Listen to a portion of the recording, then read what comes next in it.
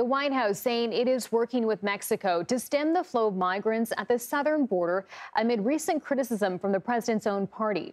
The Democratic mayors of New York City, Chicago, and Denver all say yesterday that they're overwhelmed with the amount of people arriving in their cities. This comes as hundreds of migrants, mostly from Latin America and the Caribbean, now head to the U.S.-Mexico border. Let's bring in our CBS News correspondent, Skylar Henry, who's following this president in St. Croix with more on this. Skylar, how is the White House responding to these new concerns? Hey, Chanel, good to be with you. Well, the White House has said that the president remains committed to addressing this problem, referring back to a one-stop shop work authorization and temporary protected status clinic, if you will, that would provide non-citizens to allow work permits and decompress some of the shelter programs that may be happening in those cities in and of itself.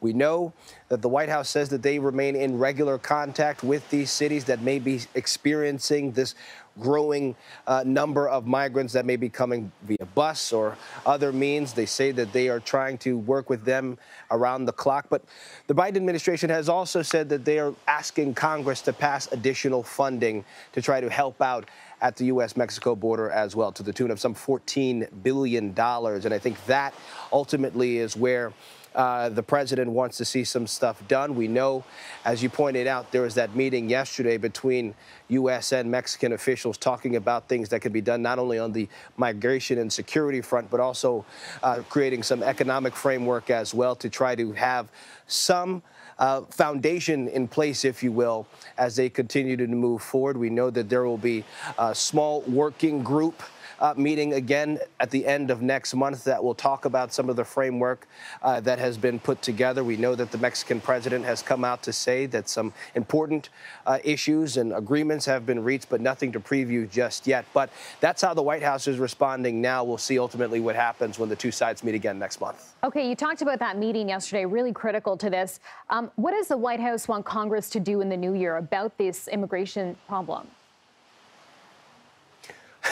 Get that money passed, right? I think that ultimately is part of a bigger package, a bigger supplemental aid package that would get billions of dollars to help in the war efforts in both Israel and Ukraine in their respective wars. But they also want to make sure that that money gets down to the border as well. Republicans have said that they want to ultimately get Democrats to sweeten the pot, meaning that they want less asylum restrictions. They also want more detentions and more deportations to try to stem the flow of migrants that have happened here. We know that both sides appear to be making significant progress before the holiday break, but ultimately, simply, there was not enough time before lawmakers went on their recess. And so we'll see what happens when they get back into town.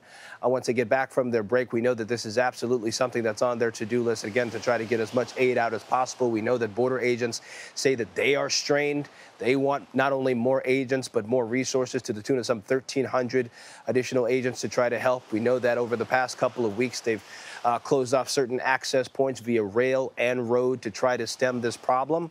But they say that they need more money, they need more resources in order to deal with it as best they can. Okay, Skylar Henry, thanks so much. You bet.